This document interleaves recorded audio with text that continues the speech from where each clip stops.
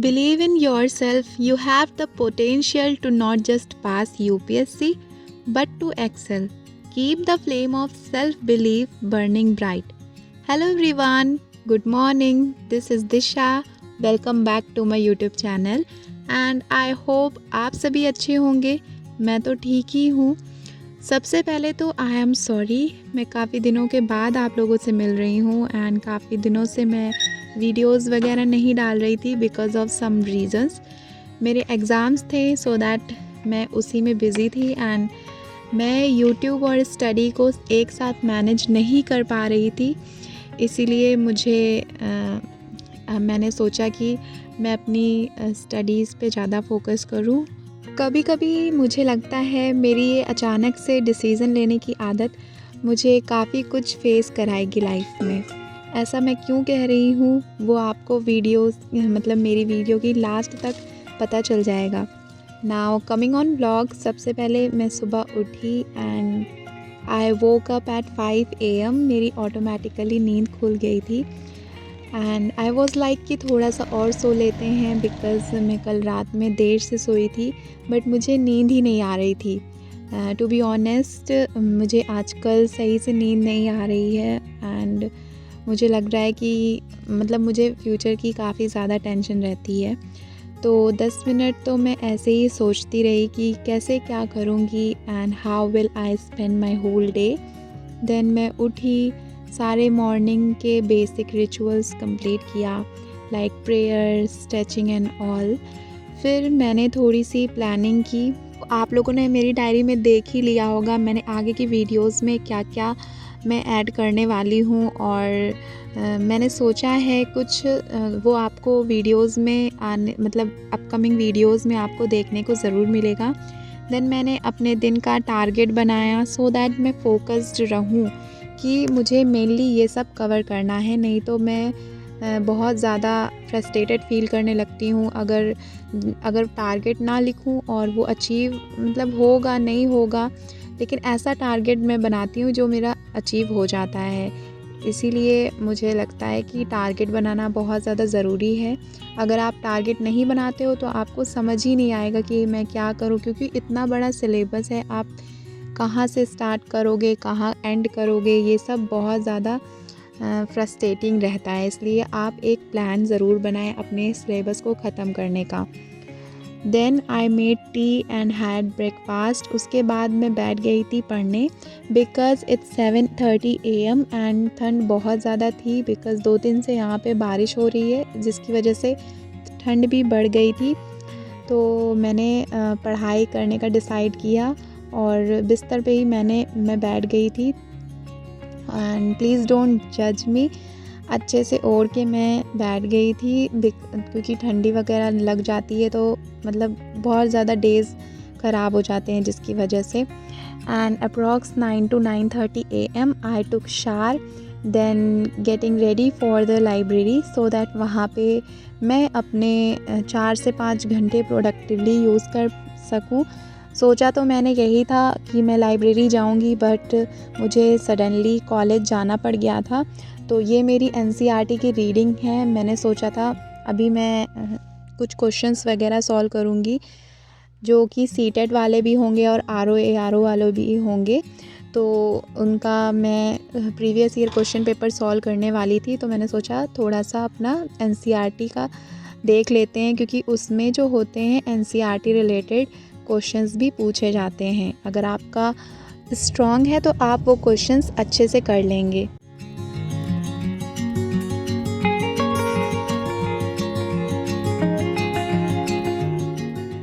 तो hey guys, this is दिशा. आप सभी जानते होंगे और भूल भी गए होंगे कुछ लोग बिकॉज़ मैं कई दिनों से वीडियो नहीं डाल पा रही थी बिकॉज़ मेरे एग्ज़ाम थे और फरवरी भर मेरा पूरा एग्ज़ाम ही रहा था.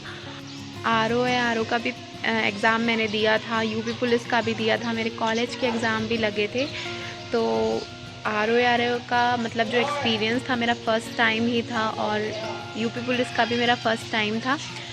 मैंने घर वालों की बात सुन के मैंने ये दोनों पेपर दिए थे. मेरा कोई मन नहीं था, सडनली मुझे फॉर्म फिल करना पड़ गया था और जो मेरा ये प्रिपरेशन थी मैं कहूँगी कि अच्छी थी और मेरे एग्ज़ाम भी अच्छे गए थे। और आप सभी जानते होंगे दोनों ही पेपर हमारे लीक हो गए थे और बहुत ज़्यादा गंदी हम लोगों का समय रहा और बहुत ज़्यादा बच्चे डिमोटिवेट रहे। और इस बीच में सबका जो गवर्नमेंट जॉब का जो ये था, गवर्नमेंट एग्ज़ाम्स थे, उस पर से भरोसा उठ रहा था धीरे धीरे। और मेरा भी यही था कि मैं 1-2 बार ही दूंगी, बट कोई ऑप्शन नहीं है अभी हमारे पास, तो हमें यही देना पड़ेगा दोबारा, बिकॉज़ अभी रद्द कर दिया गया है दोनों ही पेपर।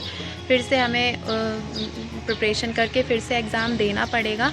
सो अभी कोई चॉइस नहीं है, फिर से हमें एग्ज़ाम देना पड़ेगा। तो यही थी अपडेट मेरी लाइफ की। और काफ़ी कुछ मैंने इस मतलब जो प्रीवियस डेज़ मेरे गए हैं, जो न्यू ईयर के बाद से मेरा काफ़ी शेड्यूल ठीक रहा था, पढ़ाई का मेरा ठीक रहा था। और इसी वजह से मैं यूट्यूब पे सही से डेडिकेटली वीडियो नहीं बना पा रही थी। So hope you all are understanding my point.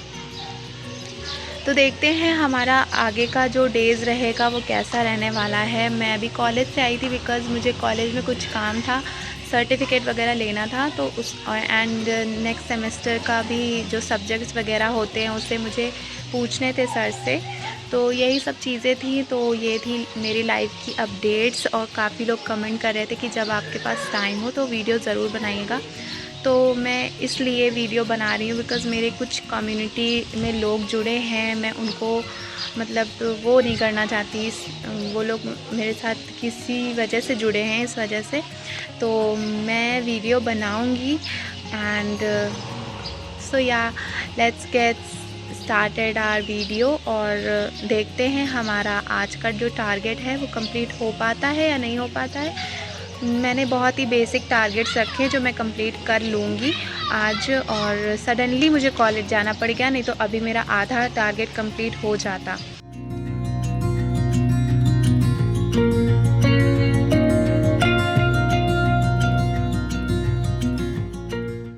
So guys अभी बज रहे हैं दोपहर के 3 और मैंने खाना वगैरह खा लिया है। So now it's time to start our study session.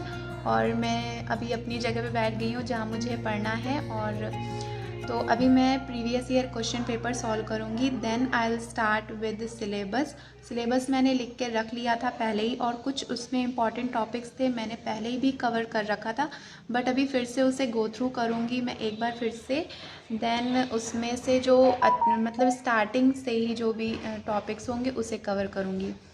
Then उसके बाद मैंने सीटेट का भी टारगेट रखा है कि आज मैं एक पेपर सीटेट का भी सॉल्व करूँगी, टू सी दैट कि पेपर कैसे आता है, क्या लेवल रहता है पेपर का, एंड देन उसे एनालाइज़ करूँगी। फिर उसका भी सिलेबस मुझे अभी लिखना बाकी है, मैं उससे देखूँगी कि कैसे पेपर आता है, और काफ़ी उससे एनालाइज़ करना मुझे बाकी, बिकॉज़ जो अगस्त और जुलाई अगस्त में जो सीटेट का मतलब वो आएगा नोटिफिकेशन, उसे मुझे देना है इस बार का, तो उसको भी देखना ज़रूरी है।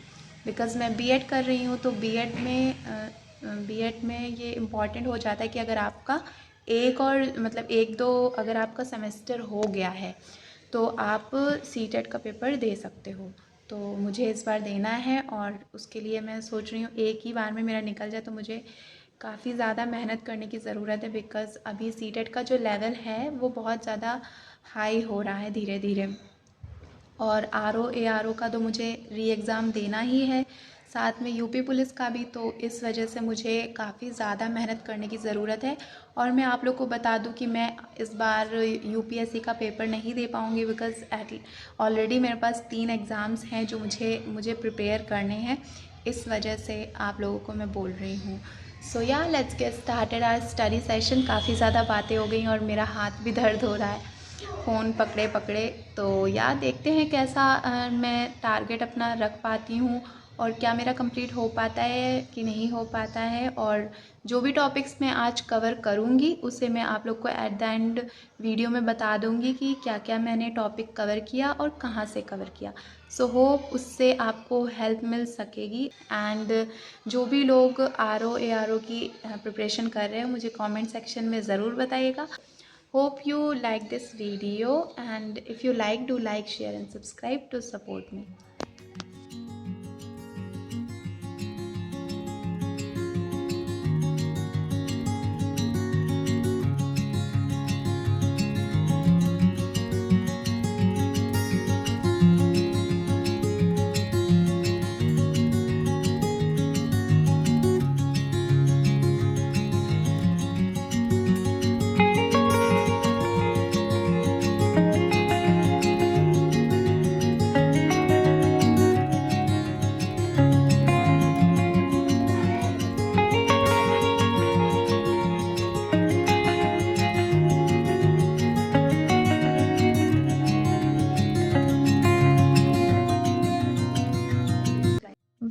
स्टार्टिंग में मैंने आप सभी से बोला था कि ये जो मेरी सडनली डिसीज़न लेने की आदत है वो मुझे लाइफ में आगे चल के बहुत कुछ फेस कराएगी।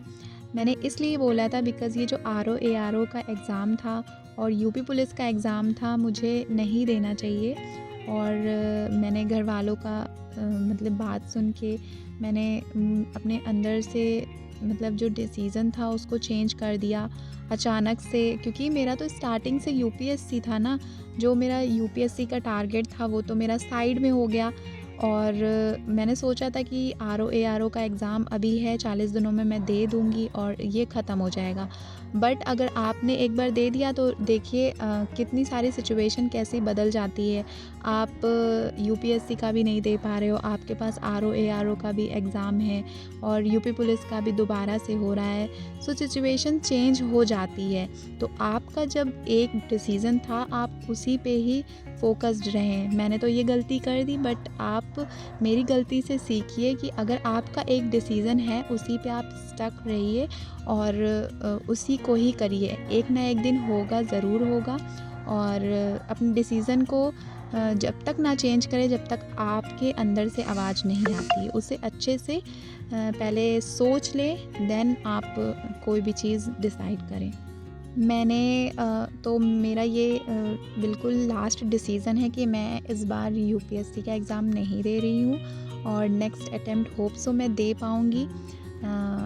देखते हैं क्या होता है क्या नहीं होता है। जो ये फ्यूचर है ये हमारे हाथ में तो है नहीं, सो हम लोग बस होप कर सकते हैं। तो होप सो मेरे जो at the end of the 2024 मुझे एक अच्छी सी नौकरी मिल जाए, मेरी यही आशा रहेगी। और आप सभी को भी मेरी तरफ से बेस्ट ऑफ लक कि आप लोग भी अपनी लाइफ में बहुत अच्छा करें और at the end of the 2024 आप सभी के पास एक अच्छी सी सरकारी नौकरी हो। So this is the end of the video. अगर आपको ये वीडियो थोड़ी सी भी मोटिवेटिंग लगी हो या फिर थोड़ा सा भी आपने इस वीडियो से कुछ भी सीखा हो तो please do like, subscribe and share. मैं आप सभी से मिलूँगी नेक्स्ट इंटरेस्टिंग से वीडियो में, नेक्स्ट इंटरेस्टिंग से व्लॉग में। तब तक के लिए आप अपना ख्याल रखिए और पढ़ते रहिए। और कोई भी इशू हो या फिर स्टडी से रिलेटेड या फिर किसी से भी रिलेटेड तो मुझे कमेंट सेक्शन में ज़रूर पूछिएगा। मैं आप सभी के क्वेश्चंस का आंसर ज़रूर दूंगी। और हाँ, मैं आप सभी को बता दूं, मैंने आप लोगों से बताया था कि मैं कहाँ से पढ़ रही हूँ और मैंने कहाँ से सारे टॉपिक्स लिए। तो मैं अभी फ़िलहाल आज मैंने 2 टेस्ट पेपर सॉल्व किए हैं और उसे एनालाइज़ करूँगी। देन जो भी मेरा सिलेबस है उसे पढ़ूँगी। तो मैं यूट्यूब से ही पढ़ती हूँ और चैनल के नेम मैं आपको आने वाली वीडियो में बता दूँगी। और अभी मैं बता दूँ आपको, मैं टेक्स्ट बुक से जो प्रीवियस ईयर क्वेश्चन पेपर्स हैं उसे सॉल्व करती हूँ। सो ये थी मेरी आज की वीडियो। अगर आपको अच्छी लगी हो तो लाइक, सब्सक्राइब, शेयर ज़रूर करिएगा।